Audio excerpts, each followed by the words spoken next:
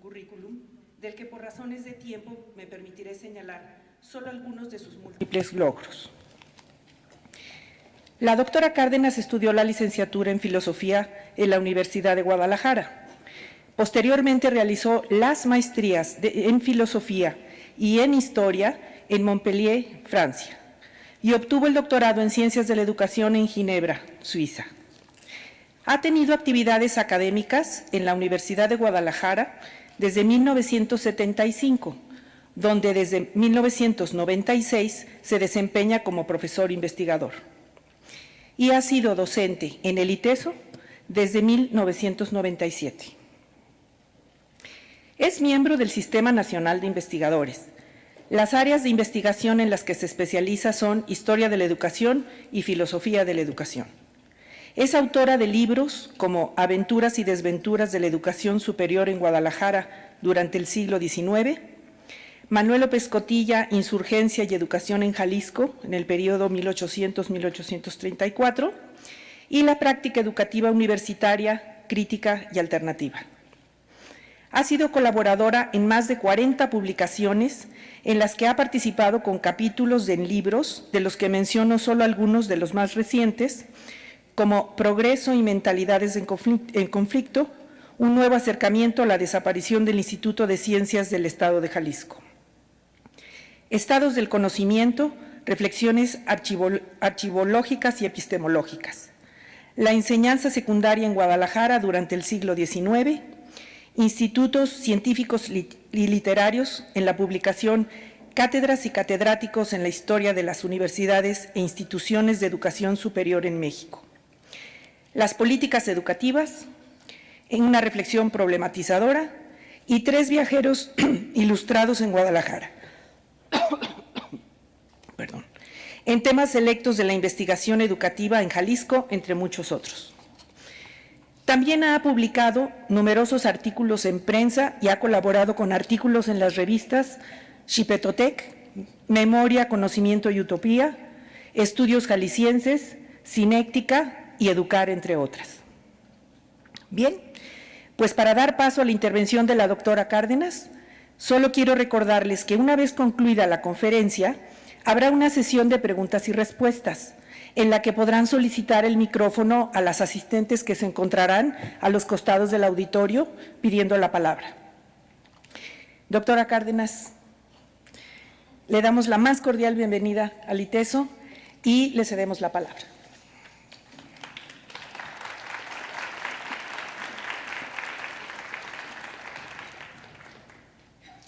Muchas gracias, Ana María.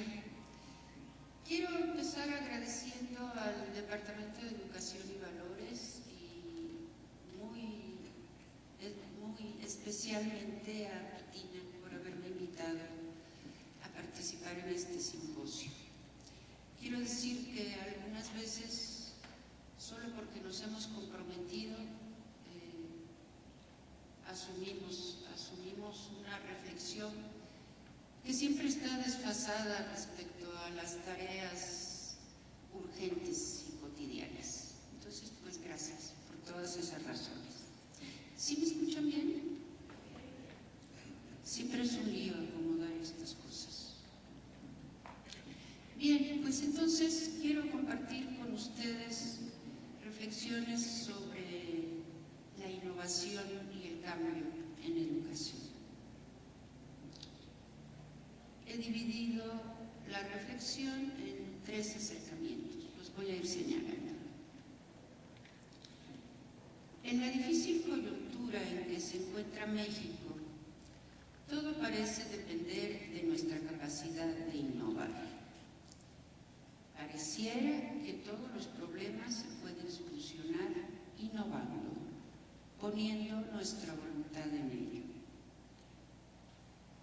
La consigna es, pues, aparentemente sencilla. Decidámonos a innovar. El ser humano innova constantemente.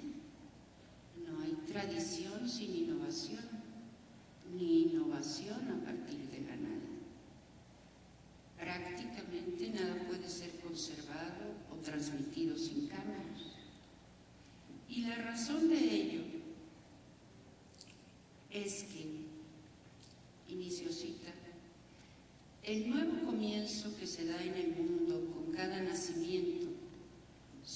puede hacerse valer porque el nuevo llegado tiene la capacidad de hacer él mismo un nuevo comienzo, es decir, de actuar.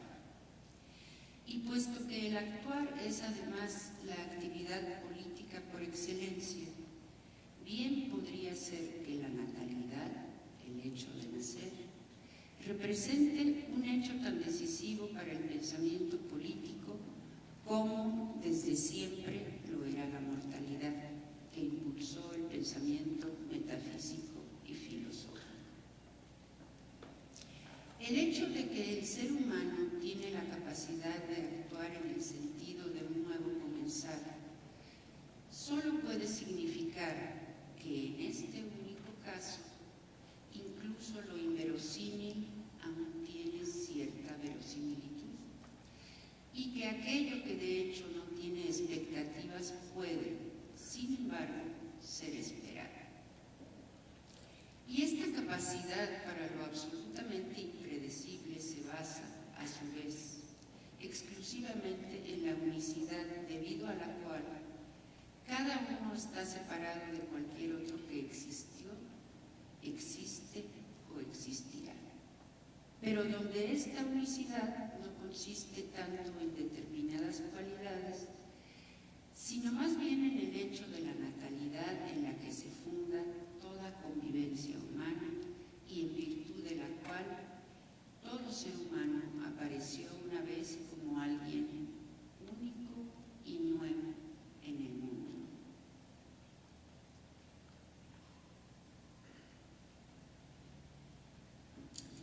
Hannah Arendt, autora de las reflexiones precedentes, veía en la natalidad una promesa de esperanza y a la vez la génesis del peligro de los asuntos humanos.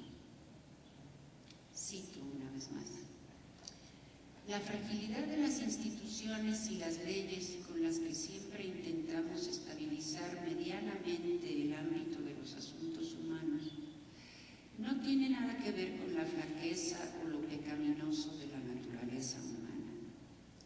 Se debe únicamente al hecho de que en este ámbito siempre entran seres humanos nuevos que deben hacer valer en él su nuevo comienzo por medio de la acción y la palabra. Y las acciones humanas tienen siempre un potencial perturbador. Desencadenan procesos cuyos resultados no pueden ser previstos ni controlados por sus actores. Son la materia misma de la historia de la humanidad. Las instituciones humanas intentan ser duraderas para poner límites a la oscuridad del corazón humano, para establecer y preservar actitudes civilizadas y derechos humanos. El derecho, las constituciones y los estados son instrumentos para asentar islas de estabilidad humana en medio de las corrientes destructivas de la naturaleza y de la historia.